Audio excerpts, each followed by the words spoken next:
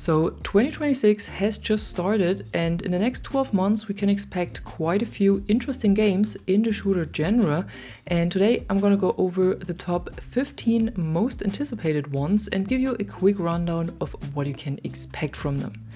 And we get right in on January 26 with Highguard. It was revealed as the surprise final announcement at the Game Awards 2025 and is a PvP raid shooter that was created by former developers of Apex Legends and Titanfall. You take on the role of a warden, an arcane gunslinger who rides into battle for control over strategic elements and assault enemy bases. The game blends shooter mechanics with fantasy elements and matches evolve from fast-paced skirmishes to coordinated assaults. The game will be free to play and will be available on PC, PS5 and Xbox Series with full crossplay and cross-progression.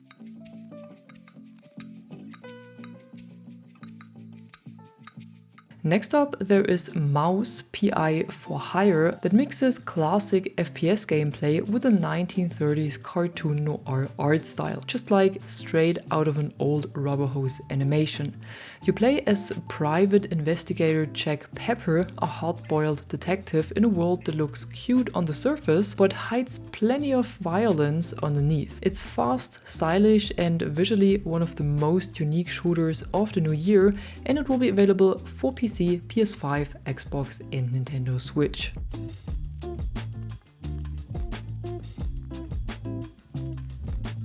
Another game I'm personally looking forward to is Gallipoli, the fourth installment in the World War I shooter series. This one is already well known for games like Verdun or Isonzo, and with Gallipoli they focus on one of the war's lesser known theaters.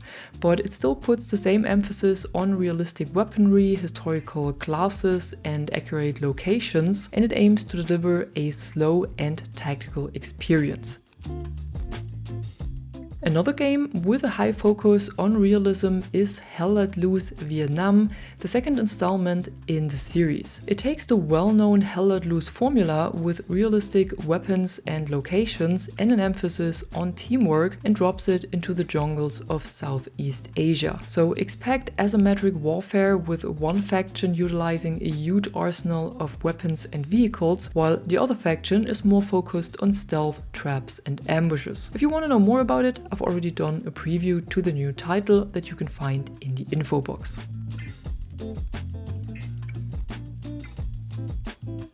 Moving on, we have a game that is more colorful and chaotic instead of grounded and realistic, and that's Ascendant. It's a sci-fi arena shooter built around verticality, mobility and high-intensity firefights and leans heavily into fast movement and futuristic weapons. It offers a new and unpredictable twist on the well-known Capture the Flag mode and is clearly aimed at fans of chaotic, fast-paced hero-style shooters.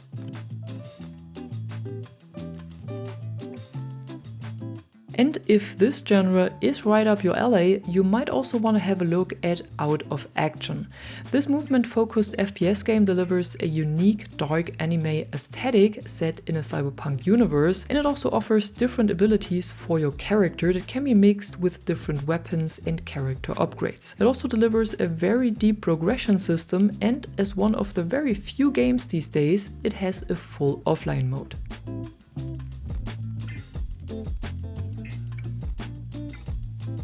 Going from cyberpunk to steampunk, we have Clockwork Revolution, an FPS game that allows you to manipulate time to change the course of history. It combines shooter mechanics and combat with a deep narrative-driven world where your choices matter and everything you do and say has consequences. So it's less about pure gunplay and movement, but more about world building, story and player freedom.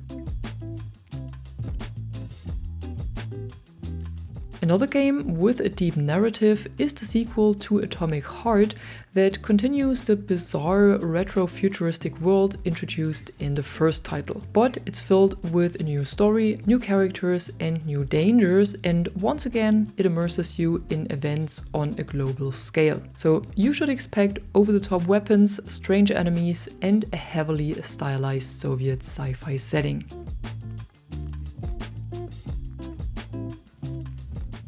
And another game that fits into this category is Industria 2, the second title of the series and also a very narrative-focused FPS adventure. It's about a woman stranded in a parallel dimension, and it expands on the formula of the original game, but with a bigger focus on world building and immersion. It blends shooting with exploration and environmental storytelling and is aimed at fans of story-focused shooters rather than non-stop action. If you prefer a more dark world and narrative though, then Crisol, Theater of Idols might be a game to keep an eye on.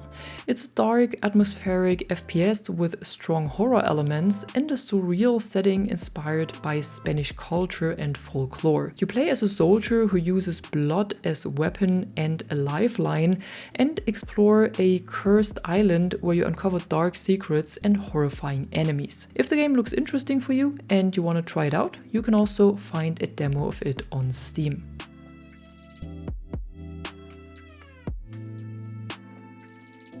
Moving on, we take a step back from the more narrative-driven games and into the realms of extraction shooters, and here we have Beautiful Light as the first title. This is also set in a more dark and surreal world and is a hardcore tactical shooter with strong horror and survival elements and blends military realism with paranormal threats. So if you enjoy slow and tactical gameplay in a surreal world, this one might be interesting for you.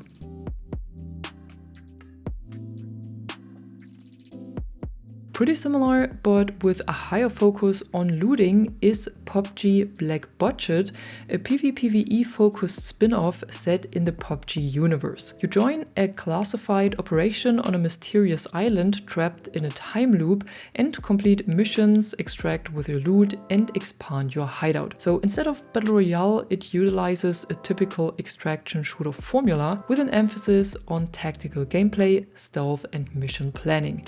It's a major shift for the franchise, but could be interesting for players who bounced off the classic PUBG formula. A bit darker approach to the extraction shooter genre can be found in Hunger, that is a game set in a plague-ridden Napoleonic era Europe.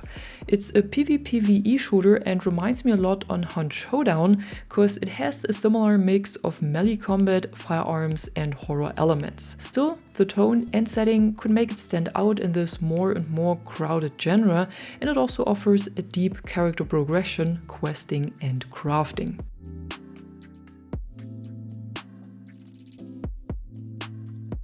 If you're looking for a solo experience instead, then Road to Vostok might be a game to keep an eye on.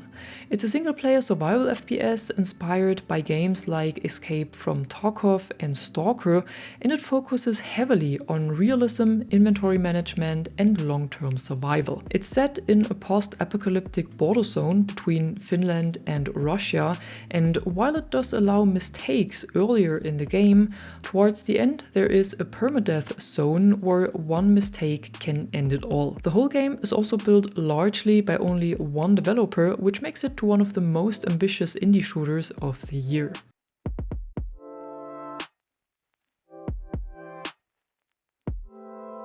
And lastly, there is Unrecord, a single-player body cam shooter that tells the story of a tactical police officer who has to solve a complex case. The game got a lot of attention back in 2023 when the devs first showcased their hyper-realistic body cam footage that made it hard to tell if it was from a game or not, but in between it got a bit quiet around the title. But a few weeks ago they announced that they are fully funded now and that they can finally build the game how they envisioned it.